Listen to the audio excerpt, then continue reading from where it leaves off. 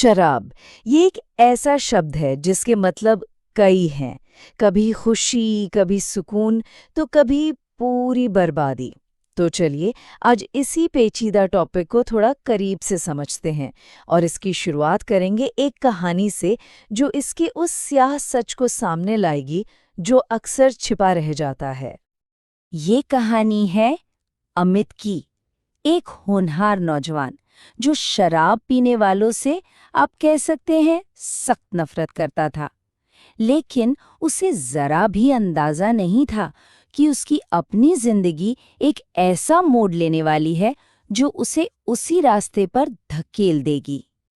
सवाल ये है कि कैसे कैसे जश्न में उठाया गया एक जाम धीरे धीरे जिंदगी की सबसे बड़ी, सबसे खतरनाक लत में बदल जाता है। आइए इस ढलान भरे सफर को थोड़ा गौर से देखते हैं।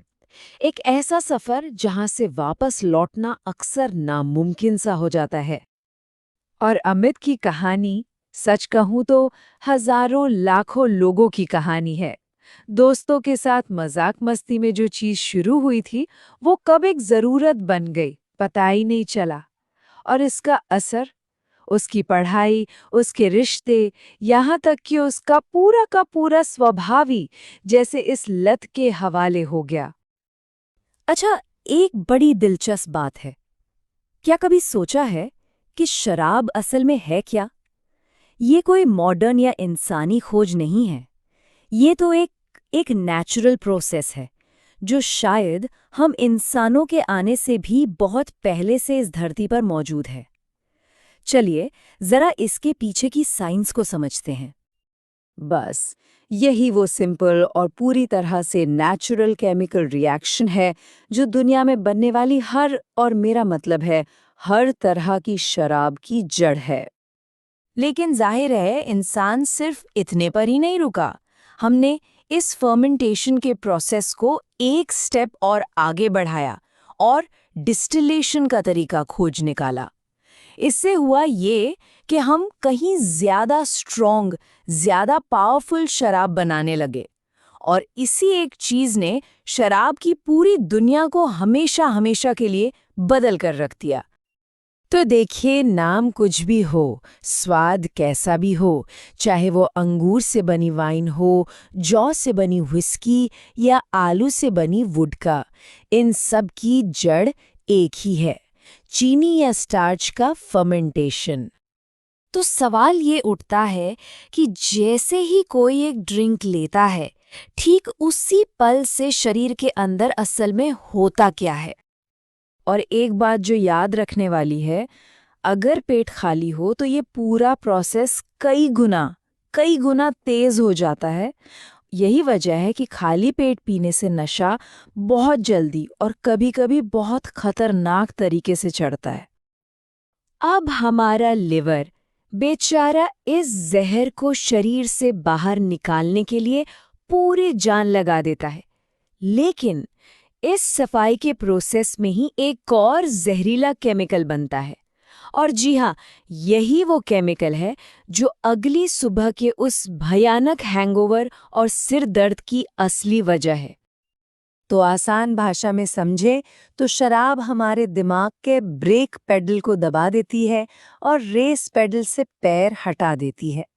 इसका नतीजा दिमाग सुस्त पड़ जाता है, सुकून सा महसूस होता है, लेकिन साथ ही सोचने, समझने और सही गलत का फैसला करने की ताकत भी कम हो जाती है। तो अब जब हम इसके पीछे की थोड़ी बहुत साइंस समझ गए हैं, तो चलिए आगे बढ़ते हैं और शराब से जुड़े कुछ बहुत ही कॉमन लेकिन उतने ही खतरनाक मिथकों की सच्चाई जानते हैं।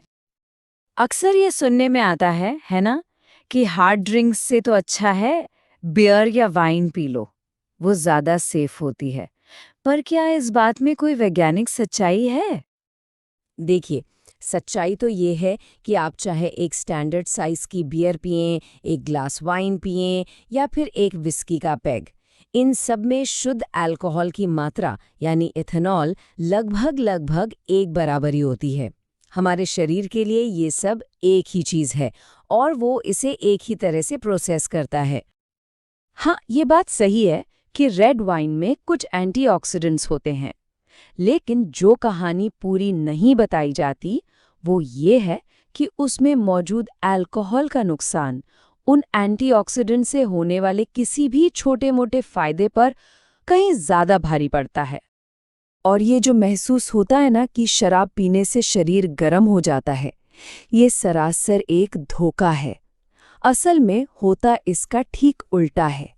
शराब शरीर के कोर टेम्परेचर को और गिरा देती है, जो कि ठंडे मौसम में बहुत ज्यादा खतरनाक, यहाँ तक कि जानलेवा भी साबित हो सकता है। तो देखिए, असर सिर्फ पीने वाले के शरीर तक ही नहीं रहता।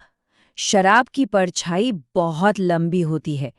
ये परिवारों को और पूरे के पूरे समाज को अपनी चपेट में ले लेती है। और ये कोई छोटी-मोटी बात नहीं है। वर्ल्ड हेल्थ ऑर्गेनाइजेशन का ये आंकड़ा देखिए, ये सच में चौंकाने वाला है। हर साल पूरी दुनिया में 26 लाख मौतें सीधे सीधे शराब की वजह से होती हैं। 26 लाख। और ये एक ऐसा दुष्चक्र है, एक ऐसा जाल है जो इंसान के दिमाग को ही हाईजैक कर लेता है। ये दिमाग के केमिकल्स को इस तरह बदल देता है कि दिमाग को लगने लगता है कि नॉर्मल रहने के लिए, फंक्शन करने के लिए शराब ज़रूरी है। और यहीं से असली मुश्किल शुरू होती है। और जैसा कि मैंने पहले कहा, इसका असर सिर्फ पीने वाले तक नहीं रहता। ये एक लहर की तरह फैलता है। घरेलू हिंसा, एक्सीडेंट्स, बच्चों पर पड़ने वाला बुरा असर, इसकी कीमत पूरा समाज चुकाता है। लेकिन इतनी सब नेगेटिव बातों के बाद एक अच्छी खबर भी है। इस अंधेरे में उम्मीद की एक रोशनी हमेशा होती है।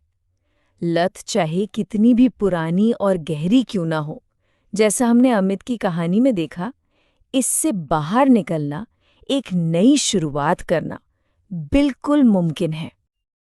अमित की कहानी का अंत वाकई में अच्छा हुआ।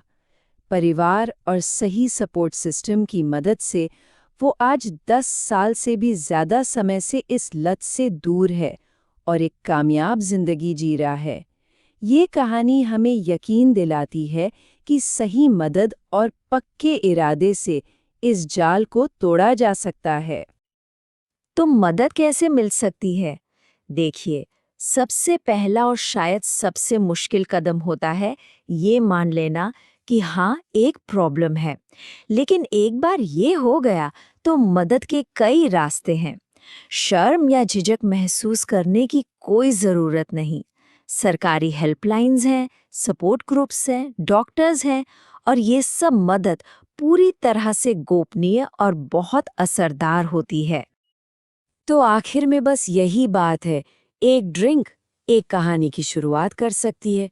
अमित की कहानी ने हमें दिखाया कि एक फैसला, सिर्फ एक फैसला जिंदगी का पूरा रुख मोड़ सकता है। तो सवाल ये है कि किसी की कहानी क्या होगी? ये चुनाव हमेशा उस इंसान का अपना होता है।